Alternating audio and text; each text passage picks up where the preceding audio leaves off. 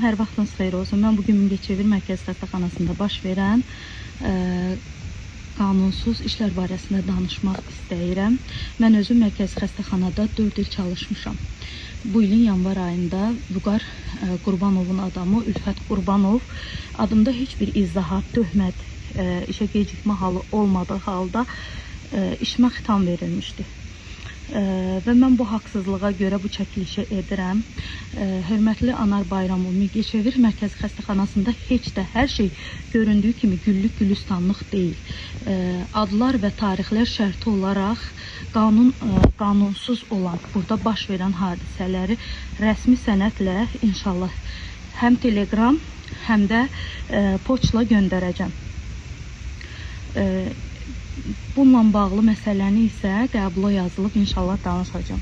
Yəni ki, Mingəçevir Mərkəzi Xəstəxanasında publik hüquqi şəxs at oynadır. Ülfət Qurbanov kim istəsə işdən çıxardır, iclaslarda işçiləri təhdid edir və daha nələr.